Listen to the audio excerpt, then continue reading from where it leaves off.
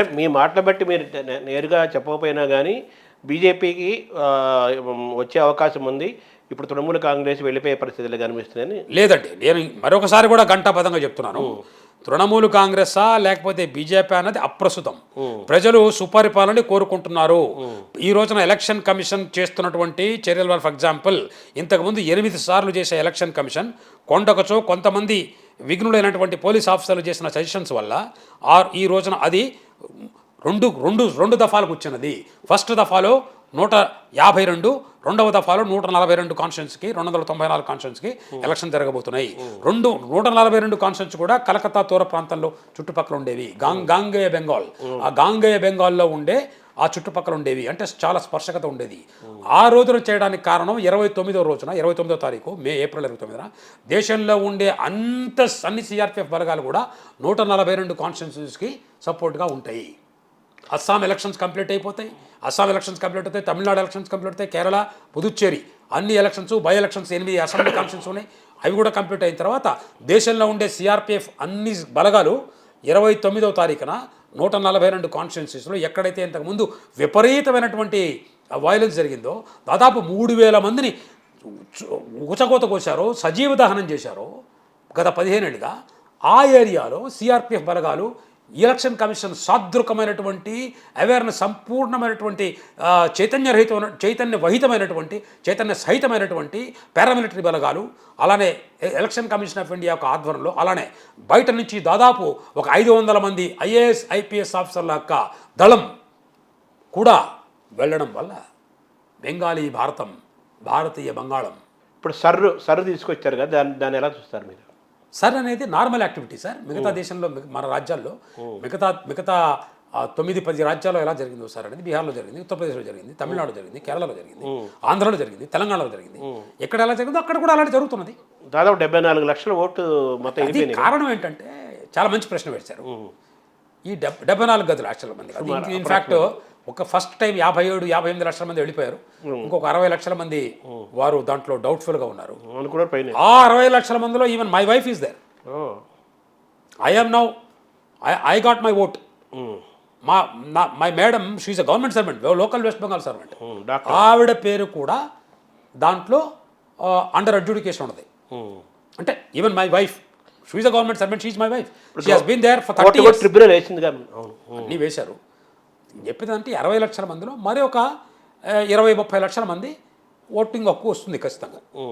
అంటే దీంట్లో కూడా ఒక 30 లక్షల మంది దాకా వెళ్తారు. అంటే టోటల్గా 1 కోటి మంది. ఇంతకుముందు 7.44 కోట్లు ఉంటాయి, ఈసారి 6.44 కోట్లు ఉంటారు. జనరల్గా మీరు చూస్తే, జనరల్గా పాపులేషన్ పెరిగినప్పుడు ఓట్లు కూడా పెరగాలి. అంటే ఏంది, మీరు ఒక్కటి గమనిస్తే గత 50 సంవత్సరాలుగా జరిగిన ఓటింగ్లో ఎన్ని తప్పులు జరిగినాయో మీరు ఆలోచించండి. మీరు ఒకసారి ఛాన్స్ ఇస్తే నేను ఒక మాట చెప్తా. మీరు కూడా జర్నలిజంలో కొంచెం లా చదువుకొని ఉంటారు.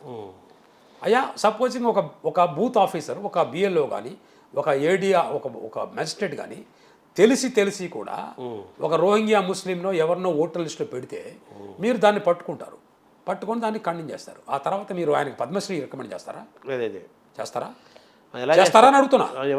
చేయొచ్చా అని అడుగుతున్నా. చేయకుండా ఏం చేయాలి? సర్లే, పోతే పోయిందని చేతులు దులుపుకుంటారా? అంటే దాని అర్థమైంది, మీరు చేతులు దులుపుకుంటే అర్థమైందంటే, అలాంటి కుశక్తులు ఎవరైతే తెలిసి ఆ తప్పు చేశారో, తెలిసి చేసినా తెలియకపోయి చేసినా తప్పే. Because ignorance of law is no excuse. వాళ్ళ మీద చర్య తీసుకోండి. వాళ్ళని ఇన్ఫ్యాక్ట్ నేను చెప్తున్నాను మీకు, ఈవీఎం అంటే మీ దృష్టిలో ఏంటి సార్? Electronic voting machine. నా దృష్టిలో అది కాదు సార్. మీ ద్వారా మొత్తం యావత్ ప్రపంచానికి చెప్పదలుచుకున్నా, ఈవీఎం అంటే ఎవ్రీ ఓటర్ మ్యాటర్స్. ఈవీఎం అంటే ఎవ్రీ ఓట్ మ్యాటర్స్. అంటే without voter voting is a fraud అంటున్నా.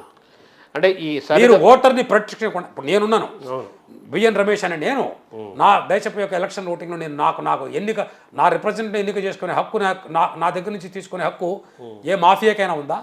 ఏ ఎలక్షన్ కమిషన్ ఉందా అని అడుగుతున్నా. లేదు కదా. లేనప్పుడు ఎవరైతే నా పేరుని కట్ చేసి ఇంకొకరి పేరు పెట్టారో, లేదా నా పేరు మీద దొంగ ఓటు వేశారో, వాడిని దొంగ ఓటు అని మీరే అంటున్నారు. మరి దొంగ ఓటు వేసిన వాడిని కనీసం దొంగతనానికి శిక్షణ అనుభవించారా మీరు? మరి ఎవరా? చేస్తున్నారు, వాడిని వదిలేస్తున్నారు. అది కాదు చేయాల్సింది. నన్ను అడిగితే దొంగ ఓట్లు వేసే ప్రతి ఒక్కడి మీద దేశద్రోహ చట్టం తీసుకొచ్చి కనీసం 12 ఏళ్ళు వాళ్ళని అండమాన్ పంపించాలి. సో ఈ సరి ద్వారా దానికి ప్రక్షాళన జరిగిందనేగా. జరిగిందండి. ఈసారి ఎలక్షన్ కమిషన్ చాలా సీరియస్గా పనిచేస్తుంది. ఎలక్షన్ కమిషన్కి నా కృతజ్ఞతలు తెలియజేస్తున్నా ప్రజల తరఫున. నేను కూడా ఒక ఓటర్ని కాబట్టి వారి ద్వారా చాలా చక్కగా వారు. ఇంకొకటి ఏంటంటే మా ముఖ్యమంత్రి గారు కోర్టుకు వెళ్ళిన ధర్మిళ ఇంకొక ఉపకారం జరిగింది. అందుట్లో ఏంటంటే ఈసారి జ్యుడిషియర్ని తీసుకొచ్చారు. ఈసారి 500 మంది judicial magistrate, retired judges, district sessions court judges పనిచేస్తున్నారు, అహర్నిశలో పనిచేస్తున్నారు.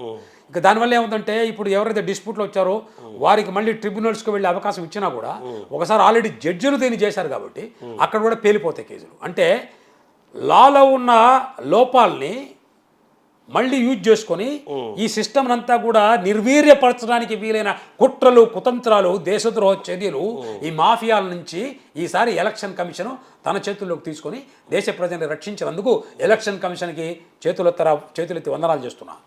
అంటే మీరు అన్నట్టుగా వెస్ట్ బెంగాల్లో మార్పు జరగబోతోంది, అంతేగా అర్థం. ఇప్పుడు దాదాపు 1 కోటి ఓట్లు మీరు చెప్పినట్టుగా అక్రమంగా ఎవరెవరికి ఉన్నాయో అవన్నీ పోయినాయి, ఇవన్నీ పోతున్నాయి. జరిగింది సార్ మార్పు. అదే 1 కోటి ఓట్లు వెళ్ళిపోయినాయంటే మార్పు కాదంటారా? చాలా పెద్ద మార్పు కదా. ఎవడైతే రోహింగ్యాలు, ఎవరైతే దేశానికి కాని వాళ్ళు, ఎవరైతే దేశద్రోహులో వాళ్ళు ఈ ఎఫెక్ట్కి భయపడి మూటాముల్లా సర్దుకొని పరిగెత్తుకొని వెళ్ళిపోయారే. 10,000 రూపాయలు ఇస్తే చాలు మీకు Aadhaar card, voting card, pan card అన్నీ కూడా మీ ఇంటికి తీసుకొచ్చి సప్లై చేస్తున్నారే. ఇంకొక స్కీమ్ కూడా పెట్టారని విన్నా నేను. అంటే 3 మనుషులు వస్తే 2 ఫీజు, 1 ఫ్రీ. స్కీమ్ ఇలాంటి స్కీములు కూడా పెట్టిన మహానుభావులు వాళ్ళ యొక్క చర్మాన్ని ఒలిచి చెప్పులు భారతదేశ చట్టాన్ని రక్షించే, చట్టాన్ని గౌరవించే ప్రజలకు కుట్టించాలని ఎలక్షన్ కమిషన్కి చేస్తున్న విన్నపం. సో ఈ సర్డన్ ద్వారా ఇప్పుడు స్ట్రాంగ్గా ఇటువంటి నిర్ణయాలు తీసుకోవటం వల్ల ఒక మంచి పరిణామం జరిగింది, గొప్ప మార్పు జరిగింది. దీనివల్ల వెస్ట్ బెంగాల్లో ఒక భారతీయమైన వాతావరణం వచ్చే అవకాశం ఉంది. ఇప్పటిదాకా 50 ఏళ్ళ నుంచి ఉన్న భావదాస్యం ఇదంతా పోతుంది. కొత్తదైన ఒరిజినల్ భారతీయత అనేది అక్కడ నాటుకుంటుంది అనేది మీ మాటల ద్వారా. రవీంద్రనాథ్ ఠాగూర్ గారు రాసినటువంటి అత్యుత్తమైనటువంటి గీతాంజలిలో where heads are held high where there is no fear, ఆ రవీంద్రనాథ్ ఠాగూర్ రాసిన గీతాంజలి ఆ పద్యం ఉన్నదే అలాంటి మళ్ళీ ఆ స్వర్ణ బంగాల్, సోనార్ బంగ్లా అది మళ్ళీ కనిపిస్తుంది నాకు. ఈ చేంజ్ వల్ల, ఈ ఎస్ఐఆర్ అనే చేంజ్ వల్ల ఎందరెందరో వీటిని ఎన్నెన్ని రకాలుగా నిర్వీర్యం చేయాలని చూశారో ఏదీ పడనీయకుండా సక్రమైన రీతిలో దీన్ని చేయగలుగుతున్నటువంటి భారతీయ వ్యవస్థలకి నేను సదా ప్రణామం చేస్తూ మరొక చిన్న విన్నపం చేస్తా. ఎవరైతే తప్పులు చేశారో మా ప్రధానమంత్రి గారు మొన్న 15వ తారీఖు వచ్చి వారు దీన్ని చేశారు. సబ్కా సాత్, సబ్కా వికాస్, సబ్కా హిసాబ్. ఎవరైతే నేరం చేశారో ఆ నేరం చేసిన వాడికి ప్రతి ఒక్కడికి శిక్ష. కోట శ్రీనివాసరావు గారి ఒక డైలాగు నాకు బాగా గుర్తు, ఎందరో నేరగాళ్ళు అందరికీ ఉరితాళ్ళు. Thank you sir, thank you. నమస్కారం.